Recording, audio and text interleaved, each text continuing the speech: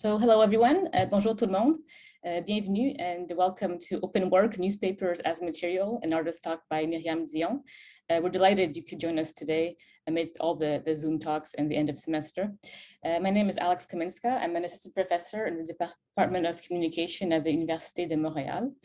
This talk is presented as a part of the working group Paperology, a reading and activity group on knowing and being with paper, which I've had a tremendous pleasure organizing this year with my colleagues Juliette Demaillère and Ghislain Thibault, along with the invaluable help of our postdoctoral researcher Alice Kuczynski.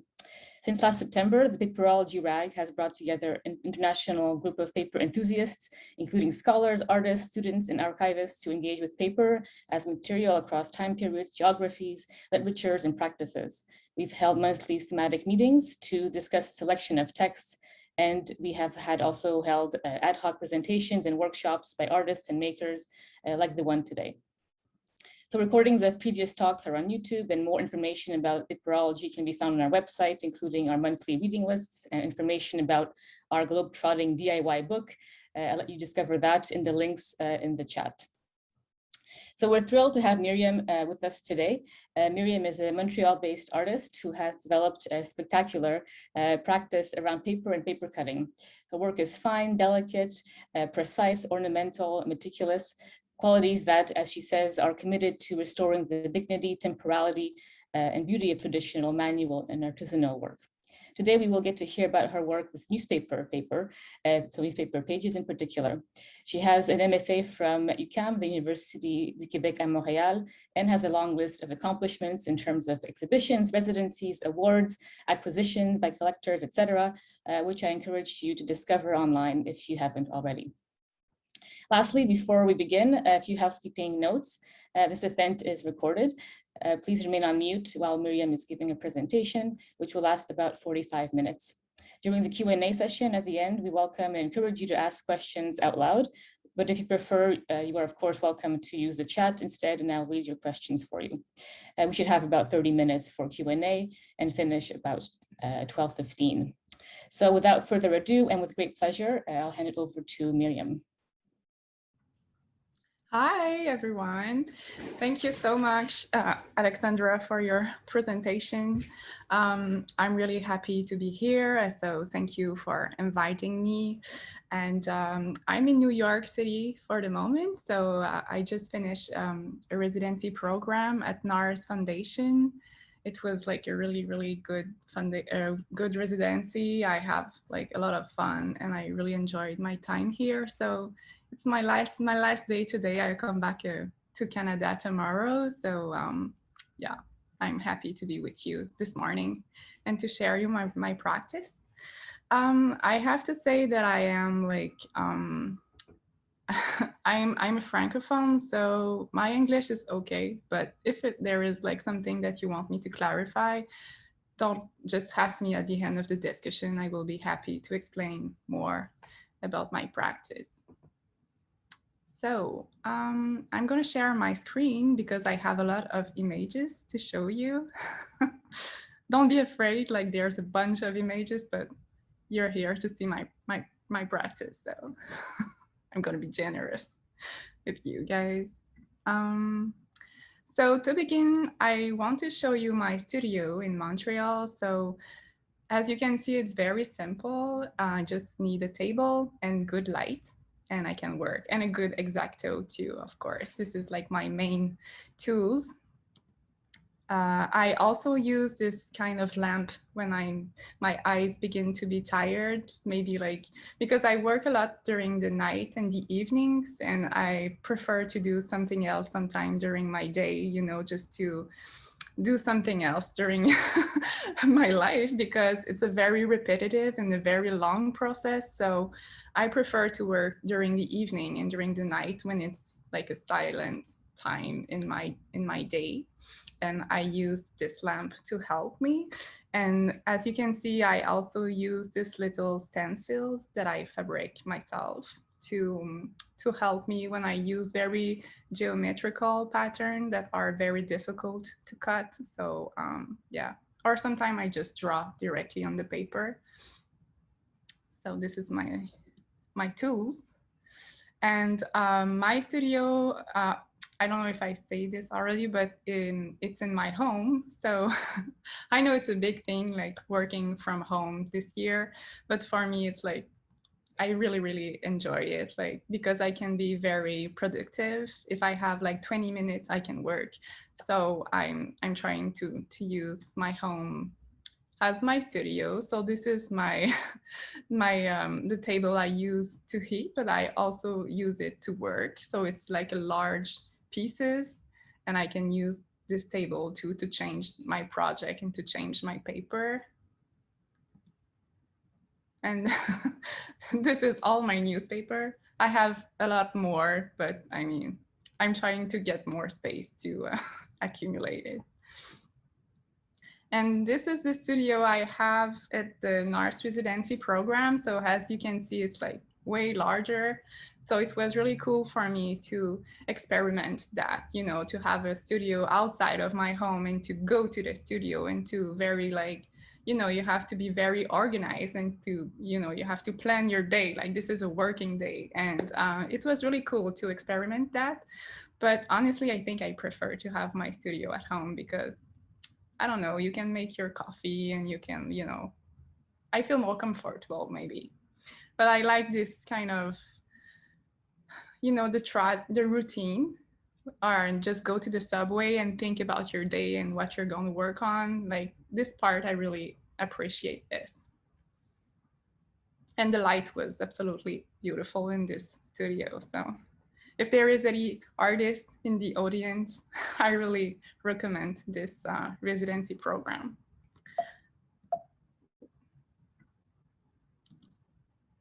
Okay, so this is the very beginning of my practice. I thought it would be interesting to show you, you know, for the very beginning. Like this is like a pieces I've made 9 years ago. It was at the end of my BFA in art at the UQAM.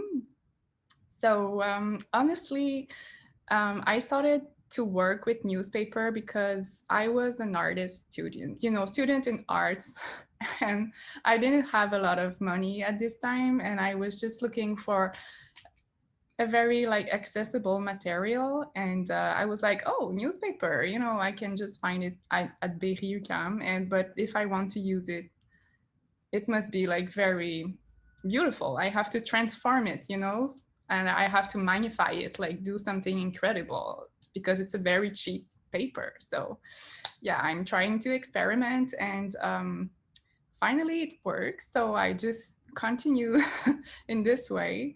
And at this time, I didn't really care about the content of the newspaper.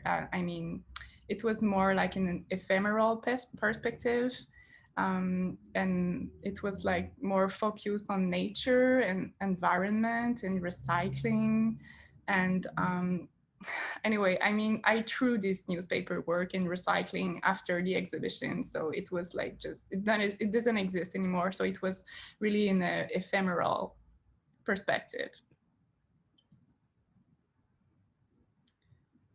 So yeah, it was mostly like just a sort of symmetrical pattern trip. You know, the folding paper, like just a formal research on textiles and lace and the way that the paper falls like a curtain. So the color you see is only the color of the images already printed in the newspaper. And then I started to have an interest in the shadows that the holes make on the wall and on the floor. And I try to exploit them more because it helps to extend my work in the space. So I've made this large installation at the Maison du Développement Durable de Montréal, just near to the Place des Arts. And it was really interesting because the light made this kind of large shadow on the floor, and it looks like a carpet or rugs, yeah. Rugs, like this is very, like this is an object, a very like big influence for me, rugs and carpet. here in New York City, there's a bunch of like large and beautiful store with carpets, and I spend like afternoon in this space. And there's this very gentle guy just flip the carpet for me so I can see the patterns. I mean, they understand that I will not buy anything, but I'm just like, obsessed with the patterns and the motif. Yeah. So I started to focus more on the subject of the newspaper during my master in fine arts.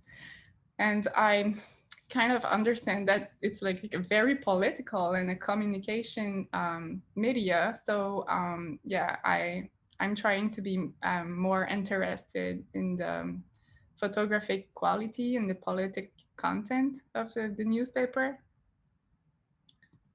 And I'm trying to like fix several copies together to change the shape of the newspaper to make this daily object completely transform for the viewer. So sometimes it gives like very feminine forms, very delicate, very fragile. And this pieces was made with the Financial Times newspaper. It's a very serious, like very business newspaper, but it makes like interesting contrast with the shape and the very light and decorative aspect of my work.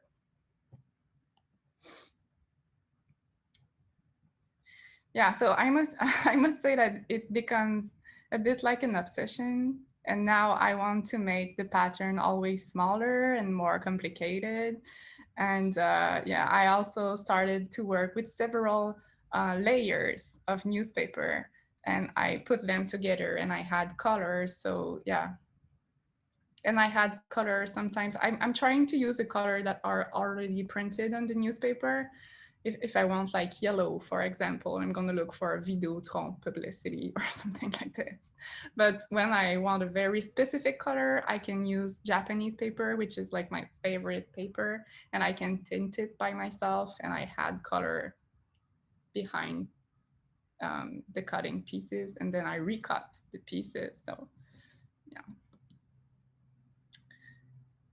So most of the time, the news I work with is really dramatic. So the visual appreciation of the pattern, the seductive aspect of my work kind of fool the viewer that are fun. Finally, you're kind of shocked when you realize the subject, the main subject of the pieces. So it's a kind of attractive strategy, but in the same time you're like, oh my god, like it's a very tragic news, so you're not sure that you want to appreciate this finally.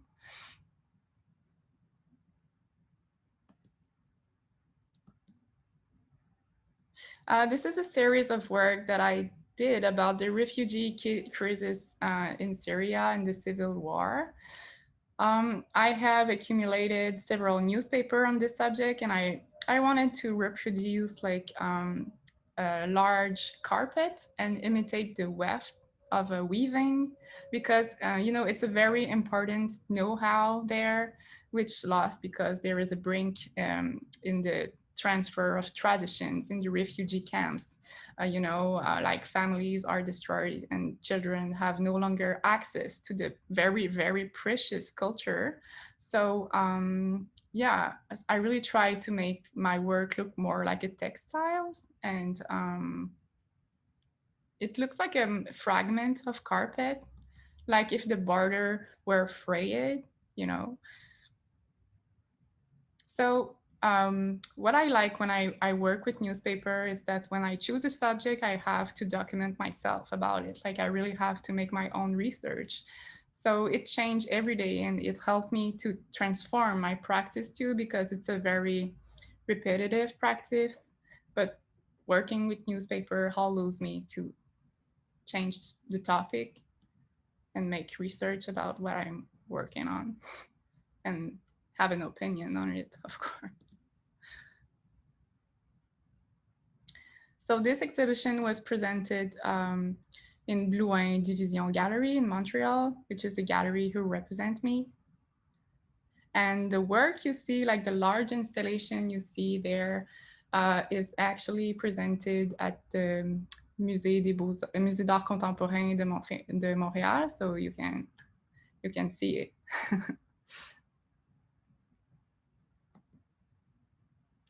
So yeah, I would say that like ornament, pattern, dexterity, craftsmanship, like these words define the fundamental elements dictating my practice, throughout which I'm committed to restoring the dignity of manual work and praising for artisanal virtuosity. And also, and yeah, of course, in doing so, my practice contrasts a lot with the frenetic pace of today consumerist society and its ephemerality too. And I try to play, as you can see there, with the composition of the newspaper, like the column of text, the title, the images, which are already present in the newspaper. Like here we can see Donald Trump and this little migrant girl. And it seems to say like get out, you know, like but it's already there in the newspaper. I just don't have to make any change. So it's interesting to play with that too. And of course, I'm trying to make like dialogues between the pattern that I use and the image that I cut. Has in these pieces like about the civil war in Syria. I was looking for pattern, of course, that correspond with the origin of the country. So this is like more recent pieces, maybe like 2 or 3 years ago. I began to add gold leaf in my pieces to make more and more like complicated and like a very precious object. Yeah. These are really small pieces like this. And to make larger pieces, as in this case with Notre Dame Cathedral Fire, I bought several copies of the newspaper. So I go to the store and I'm like, okay, I want all this newspaper. And the guy is like, what the he's probably wondering what I'm doing with all these copies. And yeah, so I work way more with collage and repetition of the images. So it also creates a global pattern, as in this case, like to imitate the roses, the rose window of a church.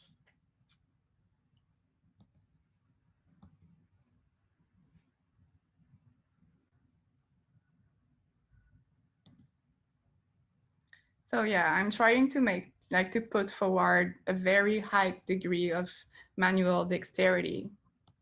And in doing so, the materiality of the object allow me to instill a critical overtone in the contemporary dimension of craftsmanship and the decorative components too.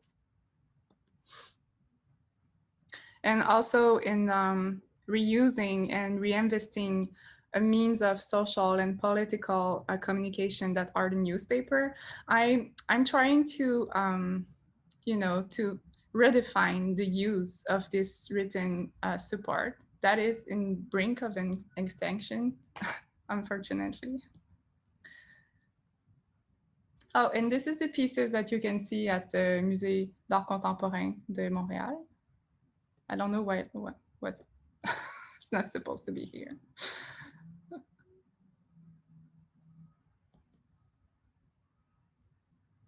So as you can see, the weaving begin to be more and more present in my pieces. It's a process that I really appreciate, and I'm trying to include it more in my practice, because it'll help to add another texture in my pieces, and it looked way more like a textiles.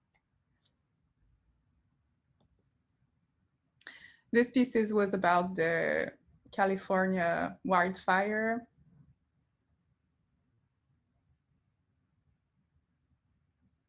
I would say that the beautifying process that I operate in the newspaper pages intend to distract the viewer from its like usual, very banal and informative function. You know, like I want to instigate a very contemplative and meditative experience for the viewer.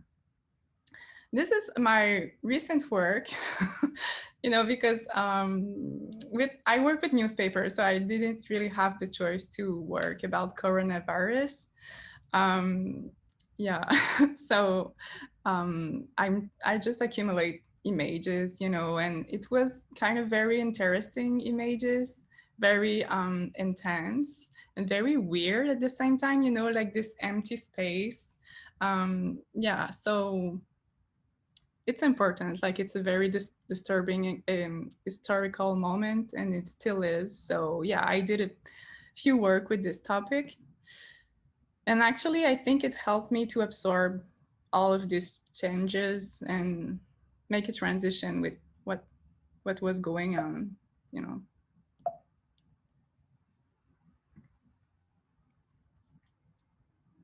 So you can really see my process here.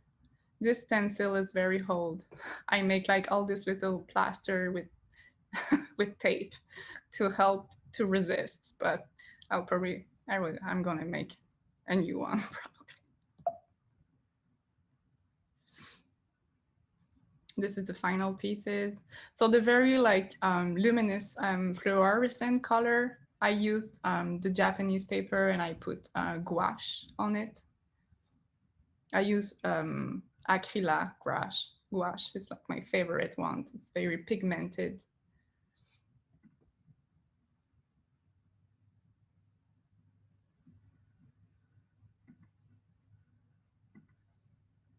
This is another pieces about the pandemic. It was on the newspaper Le Devoir, and it was an article about the Russia, like because they were like very intense. They are still is.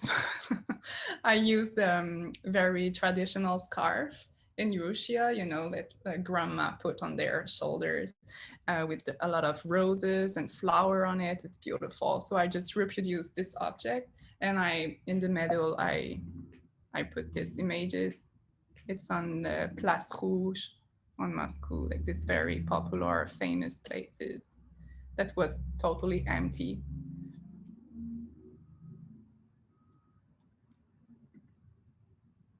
Oh, this is I decided to show you the, you know, the other side of the pieces, so maybe you can understand more the collage part of my work, because it's a very, very important part in my work, but we cannot really see it because I don't want you to see it. I want you to see like all this like finished work, like very like clean work, but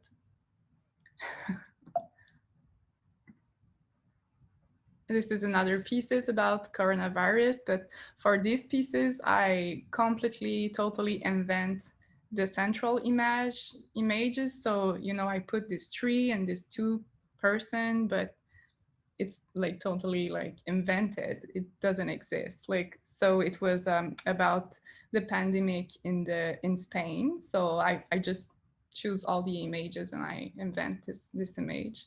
And it was really cool for me because I went in Spain last year, so I can directly use the pattern that I saw during my trip for these pieces. So that makes me feel that it will be like a very good idea to travel maybe more, and yeah, just accumulate like more patterns to make link with the actualities and the news.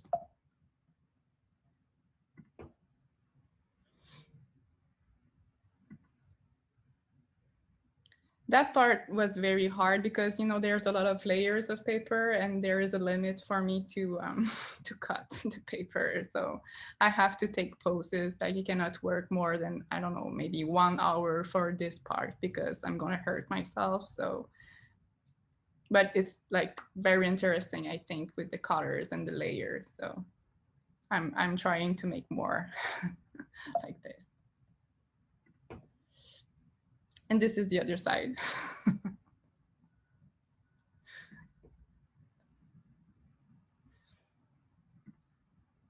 So this is like the first step. Like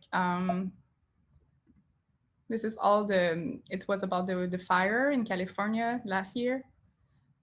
Like the images are like very sensational sometimes in the newspaper, like very violent and beautiful in the same time. And I like that kind of tension, you know, like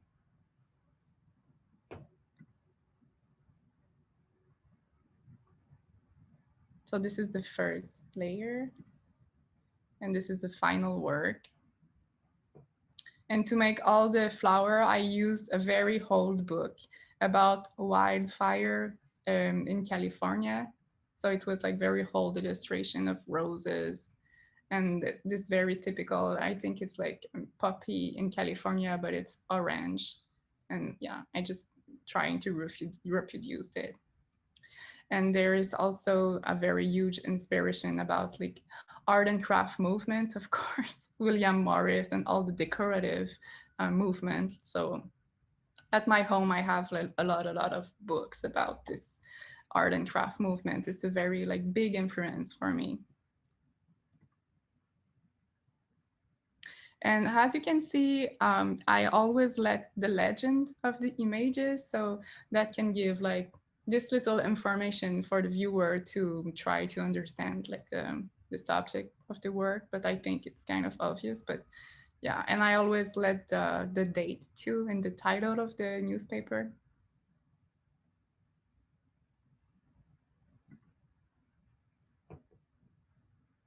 So you can see the junction here, but I'm trying like to camouflage it. And this is the other side of the pieces.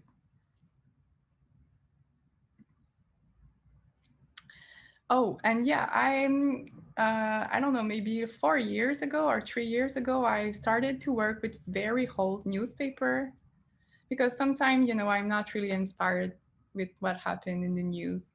Like for this, now I'm getting tired to work about coronavirus, and I'm I'm in New York now, and I don't want to work about the election, you know, or something like that. So I started to make research on news, all whole newspaper on eBay, on our there is like réunion or salon des collectionneurs de vieux papier, and I found very interesting newspaper, but it's very fragile too. So I glue it on Japanese paper, so it helps me after that. I can work with it. It's way more resistant. So you can see sometimes I draw lines to help me.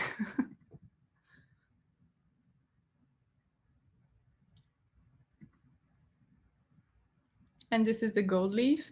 I put the gold leaf on the Japanese paper, like I glue it. And after that, I can do this little slice to make my weaving. Like this.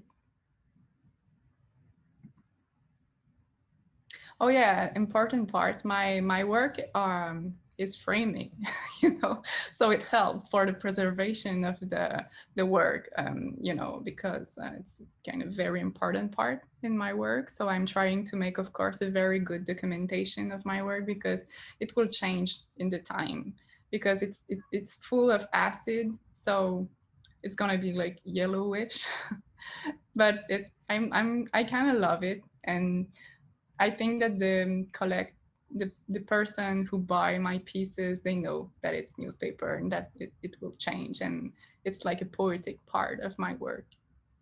And I really appreciate this.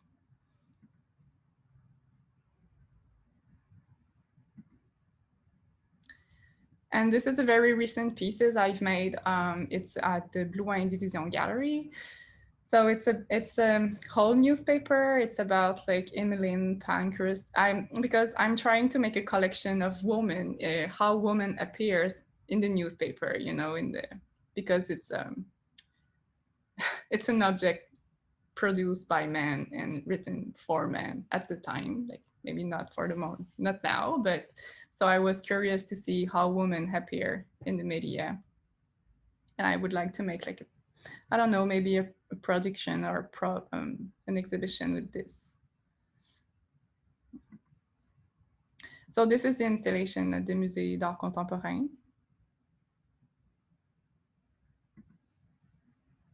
And this is another installation I've made. This is like another part of my practice. I'm also doing like this very large installation in Japanese paper, because for me, it's like very important to not make like just frame pieces, you know, for like selling part, or you know, it's like very intense to make like this little pieces, because it's a lot of work to make like small pieces with all this pattern and this amount of work. So it's also like, it for me to make installation, it's like a more subjective way to work on the subject that I love in the newspaper. So it had like, when I want to make an exhibition, it helped me, you know, to dress the space, you know, to occupy the space and make separation sometimes in the gallery. So this pieces was exhibited in Dubai last year, and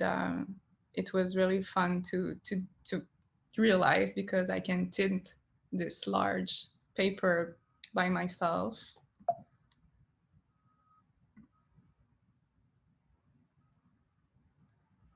It was an exhibition about like an international exhibition, and they are very interested to see how international artists use pattern, like Arabic pattern, in their practice. So it was really interesting, because there were a lot of artists in this exhibition that expose work on pattern.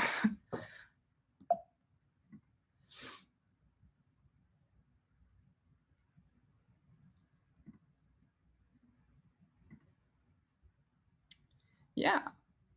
So for the moment, that's it. Maybe I can show you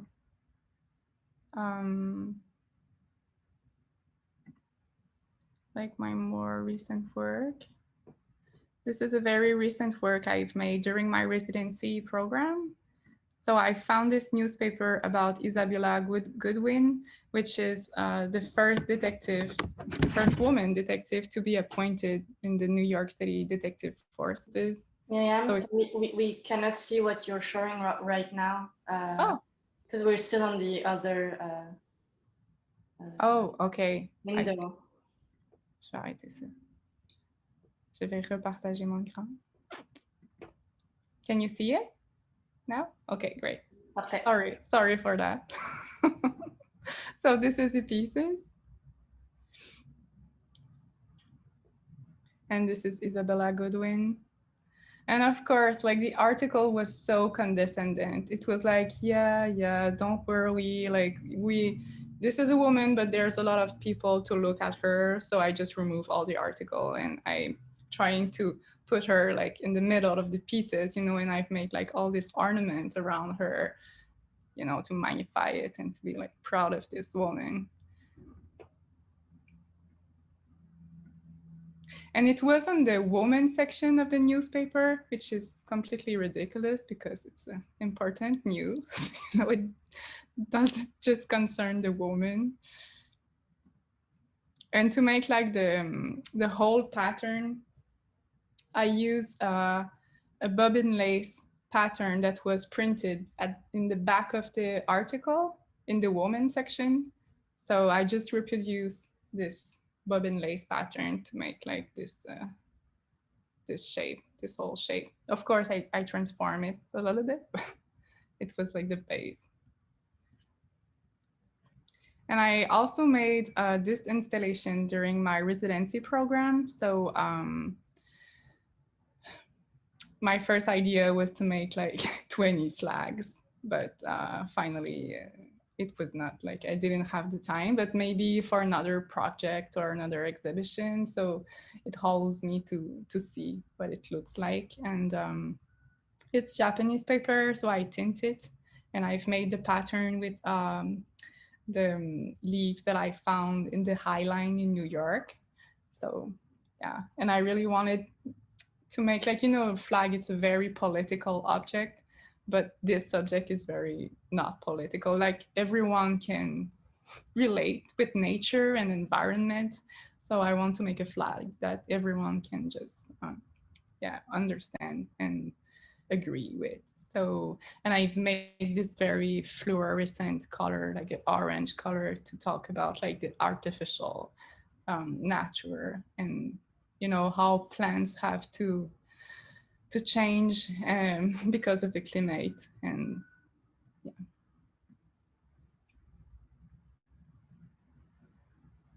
So it's a very fragile installation. I'm probably gonna roll it to come back in Canada. We'll see.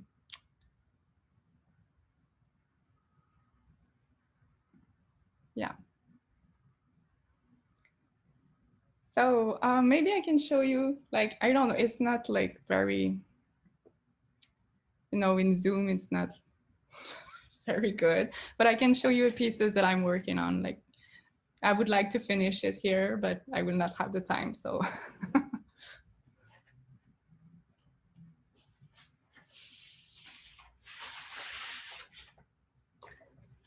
So this is just a part. It's like 3 parts like this. So if you can see it.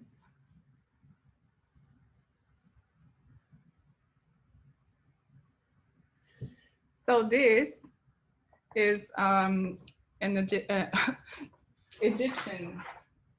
Egyptian obelisk, and Central Park put this obelisk in the middle of the, you know, it's the oldest monument in New York City, and New York just bought it from the Egyptian. And I would like, in the newspaper, like they just announced that there's gonna be like this big statue in Central Park. And I found a very old plan of a garden, Egyptian garden, and I want to reproduce the plan of the garden, you know. So this is like my idea, but I will see. It will probably transform, and I'm trying to use more drawing on these pieces, so it's very like different for me. It's very new, and I'm very excited about this. So yeah, we'll see what happens with these pieces, but I'm happy to bring this in Montreal. I have the impression that I will just pursue, like continue my residency program, but in Montreal. Yeah. So that's it. I don't know if you have any question. Thanks, thanks, Myriam. Merci. So yes, there are a few questions in the chat that are written, but maybe we can just start there, since people mull over their own questions. First of all, thank you so much. That was a feast for the eyes, so thank you so much. So I'll just go in order of the questions. The first one was by Mike. Mike, do you want to? Should I read? I'll read your question, I guess, if you want to jump in. We can do that. Maybe I'll ask it.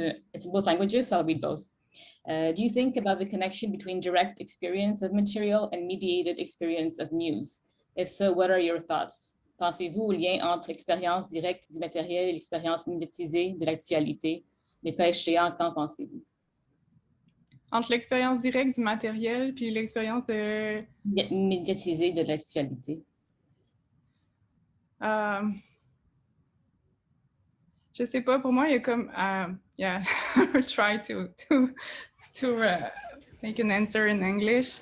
Like for me, it's difficult because I don't know if I understand well the question, but for me, there's a gap between like my practice, like the materiality of the newspaper and the very, you know, frenetic, like it's very like newspaper is a very quick object, like it's just one day and then it change. And my process is so long.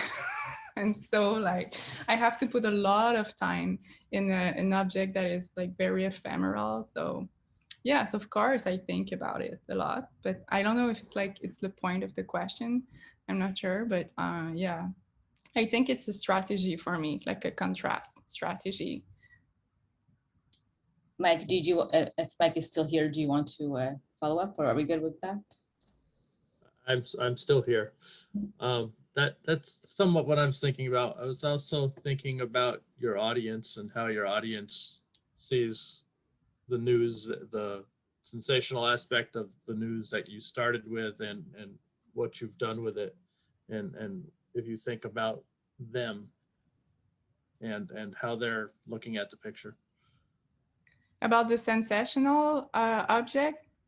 Like your work is a long way from the original kind of sensational moment of news. Oh. So when someone is coming to view your work, do you do anything as you're working to try and sort of bridge that moment when you first read the story and the hyper processed part? Yeah, well, what I really want when people, when people see my work, I want the viewer like to slow down, I'm trying I want the viewer like to have an opinion about the subject, because we consume a lot of images and content during a day. And when I choose a subject, like for me, of course, it's because I have an interest on this subject. Like it's very subjective, it's a part of me. And I kind of crystallize an event in the time. And I hope that will help people to have an opinion and reflect about this very specific topic that maybe you will not have another occasion to think about it, or to have a reflection on it. So yeah. Thanks. Maybe Thank I'll. Sorry, just going to say thank you. Yeah, I have similar sources and ways of working, so it's something I think about similarly. Okay, cool. Thank you for your question, Mike. Thank you. If I may, as the person who is present whenever people look at Myriam's work in the gallery, I work for the gallery that represents Myriam. Hi. And as the person who watches the people who really get to interact with your pieces, I can tell you that you've succeeded quite beautifully in making and creating these moments, because also in art fairs or in shows, things are very, very fast paced, and people systematically slow down and look at Myriam's work, and they get really close to them, and they look away, and then they go back in, just in order to be able to appreciate the just the details of the work, and the amount of times where I have to re-explain and explain and re-explain how Myriam actually creates the layers and everything. So you've succeeded beautifully. Sorry, I didn't want to interrupt. Yay, thank you, Henny. This is a very good thing, because I'm so afraid that people think that it's laser, cut. So Actually, the next few questions are sort of more technical, so maybe we can just go through a few of those for those that are curious about the process from that perspective. So there's a couple of people asking about which glue you use, how you make so you glue, how you make your stencils, in terms of what material you use for your stencils. Okay. Are you worried about tearing pieces? And I will add a sub question to that, in terms of, if you ever tear a piece, do you repair it? Are you worried about people seeing a tear or not? Yeah, of course I repair it, but I mean, there's a lot of accident. I'm trying to repair it as best that I can, but it happens. Like, there's a lot of mistake in my work. Probably you cannot see it, but I see it. And it happened that I threw my coffee on my pieces, I'm like, okay. I mean, it's my mistake. I have to be more precautious. The glue I can show you, maybe. This is like the most perfect glue I'm going to show you.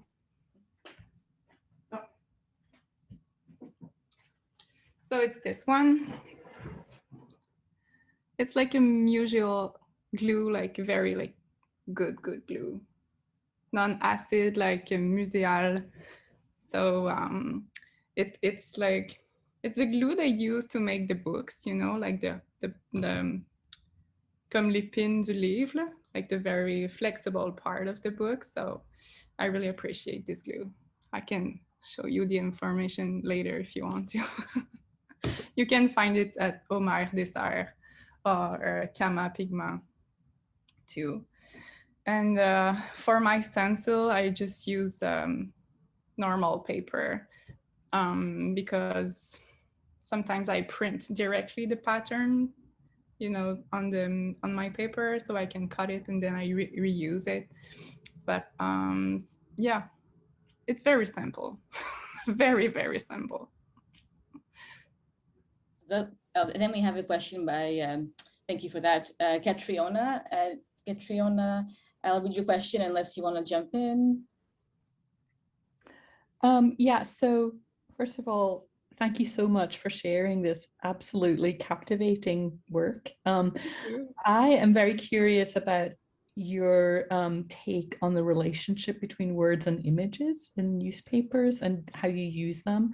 Normally, a newspaper is a very word-heavy medium, but I was struck how, on the one hand, most of your works obscure the words through various techniques such as perforation, patterning, but you seem also careful to include headlines and captions that in some way, they give some textual information to the viewer.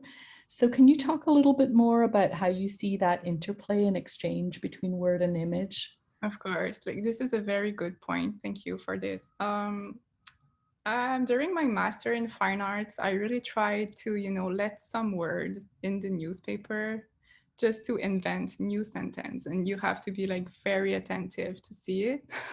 And finally it was like, okay, probably I'm the only one to see it, but there were some word that I let, to just pass another message. And sometimes it didn't have a link with the article or with the newspaper. And maybe I'm gonna try to work more with the text. But honestly, I have to say that when I choose the newspaper, I really look for the photographic quality of the images. That first of all, that is what inspired me to make my pieces. And then there is this political content. And as you said, I let the title, but sometimes I use the text to make a pattern, like the title of the newspaper or a very big sensational text. I use it in my master final exhibition to make, it was a big fire in, I don't know how to say this, but anyway, I just repeat the text. So it made like a very global pattern with the text. And it changed totally my pieces when I used the text, because it's like very more indicative, like very more direct. It's like heavier, like it sounds more tragic because the title of the article are sensational. So I have to choose very carefully, like which word I want the people see or not. And but I prefer to remove it most of the time and just let the images and let the people, like maybe it's more subjective to the people, to enter in the piece, and just transformed completely the newspaper. Thank you. Thanks. I'll read the question by Elise, who I know is not feeling great, so I'll read for her. Myriam, thank you. I'm wondering if you've ever been tempted by any automated processes, a concept that has captured you at such a scale that you would ever be tempted to play with the tension between your incredible handiwork and automated technologies. And other what? Automated technologies. Oh, like to work, with laser or something like this? I guess, for example. Yeah, honestly, like the handmade process is so interesting. It's like the main part of my practice. So like it's very, very important for me to do it by hand and to use like traditional technique. So maybe like to make like, I don't know, like a very specific project. Suppose like a larger project, or for 1%, installation or outside project, for sure I will use laser or other technological tools. Yeah, sure. Or maybe like for very specific, like huge dimension pieces that will help me, of course, because my production rhythm is very slow, and sometimes I think I will have to find a solution, to be more productive. But in the same time, I think that it's important to be like, que ce soit quand même rare comme objet. Je veux pas que ma production devienne comme... c'est important. It's very important to me to make it by hand. Yeah. So maybe for a very specific project, but not for the moment. So for Myriam just mentioned that in the French part, you just said that it was important to keep the piece rare and sort of scarce, and so that it's a sort of unique object and not reproducible. Yeah, exactly. But I work a lot with print, like during my BFA, and I really appreciate that too, you know, because it's a very technical, like you have to be like very meticulous with the paper and the press. And I really appreciate this too, like the serial part of the work. Of course, I work with newspaper, but I want my pieces to be unique. Do we have other questions in the audience? Follow-ups, perhaps?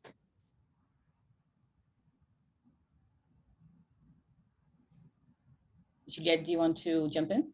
Yes, so I have a question. Thank you so much, Myriam. It was really beautiful, and I kept, you know, looking closer at my screen to see the details and everything. So I really wish I could see your work in person, and I can, because I can go to the MNBAQ or to the gallery in Montreal. So I'll definitely will. So I was wondering, you told us about this, but I was curious to hear more. How does the constraints of the newspaper as a material form influence your work? And for example, I was struck that in some of the pieces that you showed us, you used the newspaper La Presse, which doesn't exist anymore, right? They don't print La Presse anymore. They have gone completely digital. And also, I was struck when you when you showed us the piece you did with older newspapers. Of course, the format of the page is different, right? You have bigger pages with when you work with older newspapers, and when you work with newspapers from today, they are smaller. I guess the paper is different, the colors, the titles, the letters are different, and so on. So how does that influence your work, and how do you play with those constraints, or how do you play with the materiality of the newspaper itself? Yeah. Play is like the very good work for this, because for me it's like the fun part, you know, it's the composition part. So because you know, the composition part is very exciting part for me, because after that it's just repetition. So when I have to take a decision and decide for the color and the pattern and the shape, like I'm very exciting about this part. So yeah, it influenced me a lot. Like for the whole newspaper, I see that the quality of the paper is very good compared to the quality of the newspaper today. Like it's way more, even if it's very old, it's solid. Like I can feel it when I cut it. Like I really appreciate the whole newspaper. And there's a lot of text in the whole newspaper. There's not a lot of images, so it's very cool, because for me it's like a grid, like the columns. So I can really play with this too. And I was really sad when the La Presse decided to not print the newspaper anymore. You know, I have memories like in my home with my parents, just receive the journal like each day, like, and I was thinking that my kid will not know this. Like it's a very, you know, good memory for me. So, but I can print La Presse. I've made this for one of my friends, Delphine. Like she wanted very specific news. So she just decided to print it, you know. So I can print it if I want to, but it's not the same. It's not the same. So yeah, I don't know what will happen. I mean, I will see what will happen with the newspaper. I worry a lot about it. And there was a lot of element in your question. What did you say, like about the colors and yeah.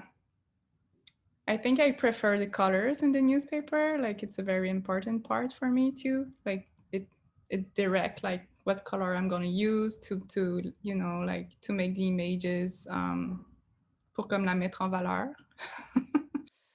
Yeah. Thank you. And also, this is another question that you mentioned. When you showed us the piece at the end, you mentioned you were going to travel back to Montreal with it, but how do you travel with those? How do you carry them? How do you well, my gallery helped me like for the pieces that I finished during my residency program. So thank you, Annie. Thank you, Delphine, for this. It really helps. But it's very simple because it's paper, so I can just simply roll it, and I'm gonna bring it with me in the plane, so I cannot lost it.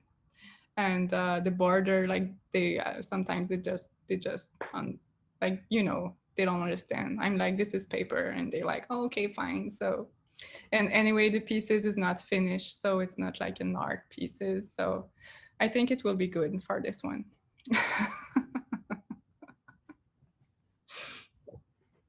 Are there other questions?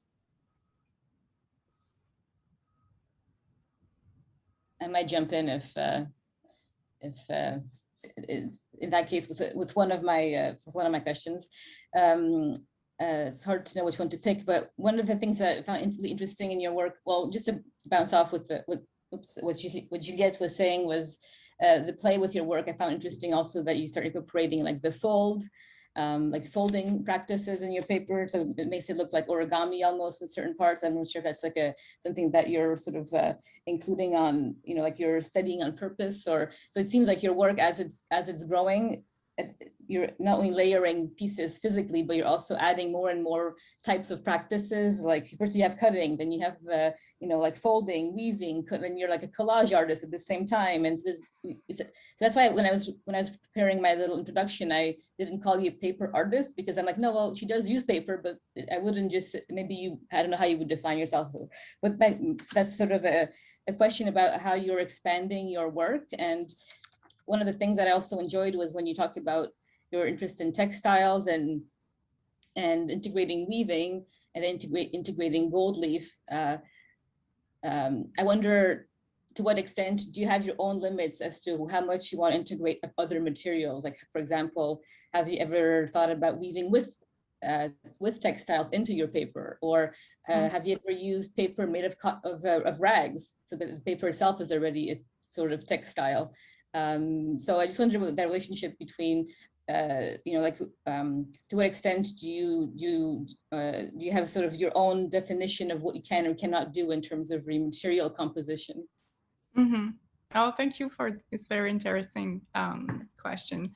Yeah, I'm really trying to make it more and more and more complicated. Like for me, it's like, it's the challenging part, because otherwise I'm getting tired, boring. Like for me, I want the viewer to be like, oh my God, like what's the first step? How she begin the pieces? So yeah, there is limit, of course. I think I will not use real fabric in my work. I want to, you know, stay in paper, but I want the viewer, you know, j'aimerais que le monde se demande, oh, est-ce que c'est du papier?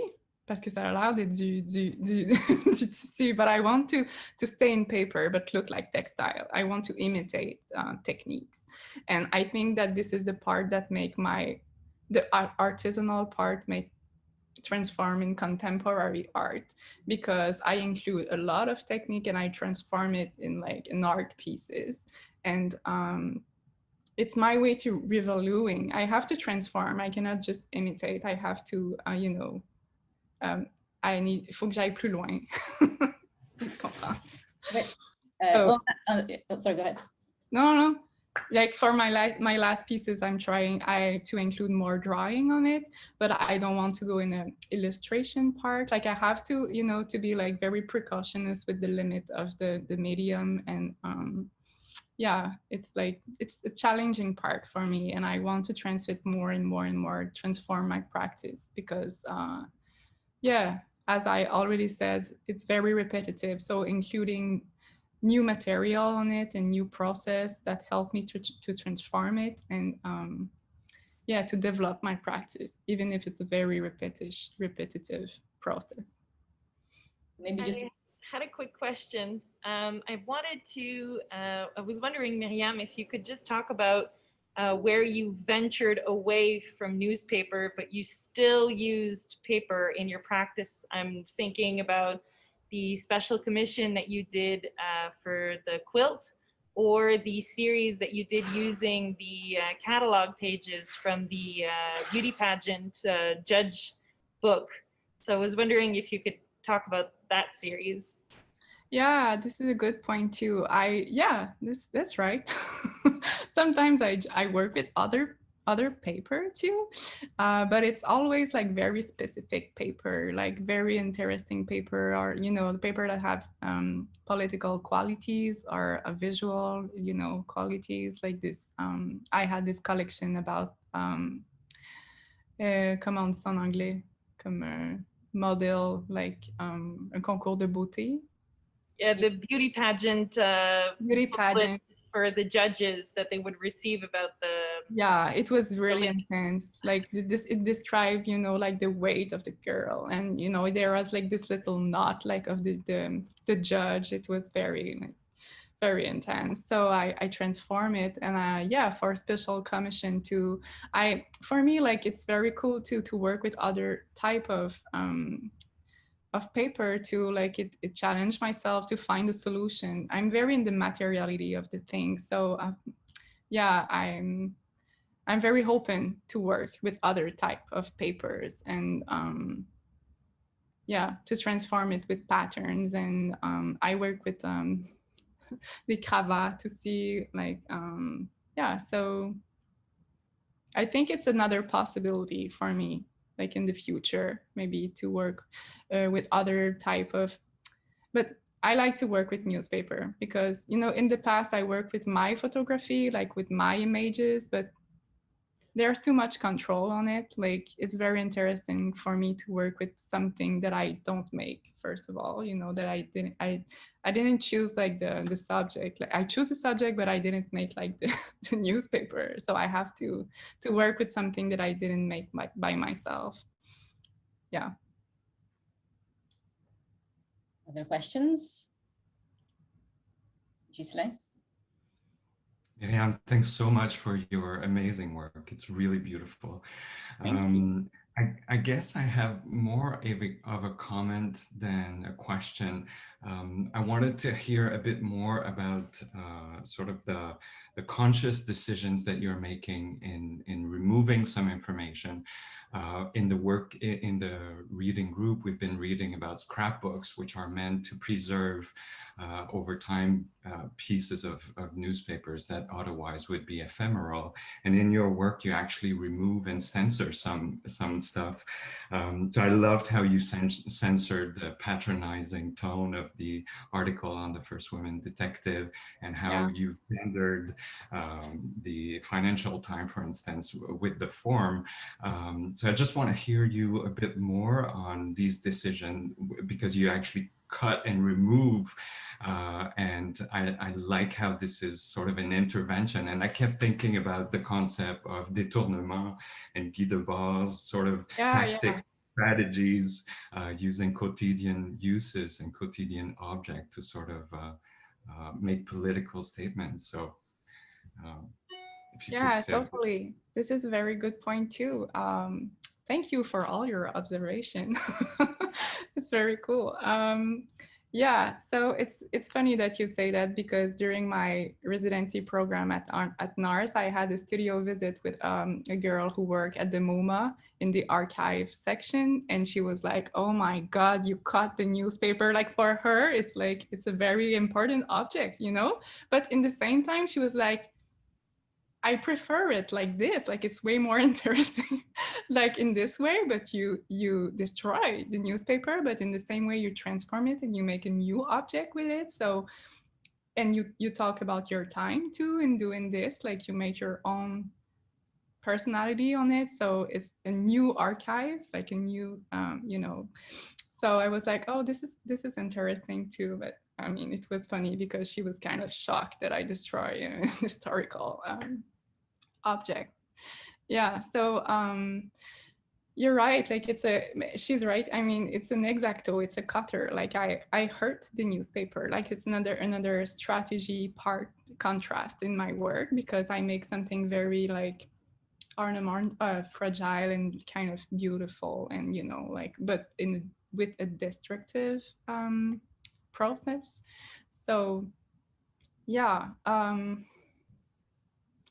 in the newspaper now, the place for the text is very small, like smaller and smaller and smaller, and the place for the images is larger. Like there's a lot more of images than the text. like for the journalists, I think it's really hard because they don't have a lot of place for the text. And yeah, maybe it's an answer for this. Like I just remove all the text and I'm like, okay, that's what we see like any day, you know, in the social media too, like in the Instagram. I mean, do you read the text under the images or not? Or, you know, you just flip it. And yeah, so maybe it's a dérive. Maybe I do it like just because I'm a victim of like all this image word. Speaking of images, I was wondering whether, sorry to ask another question here, but my last one, have you ever thought about making your own patterns? Yeah, I do it. I did. Yeah, of course. I invent pattern. I'm very excited when I'm started to work with a new pattern. Like this make my day. I'm very like, oh my God, new pattern. And I'm just like, but nobody can see it. But yeah, of course, I'm trying to invent new pattern. Anyway, I think I do it. I have base, like, you know, with my stencil, but I always transform it when I switch like the pieces I want, you know, depending of the color that I use and the surfaces, like the larger of surface. Yes, it always changed. So yeah, finally I always like invent new pattern. So you're also a pattern maker.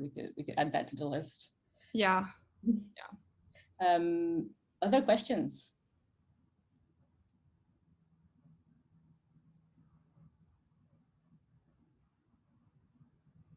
Should we wrap things up here?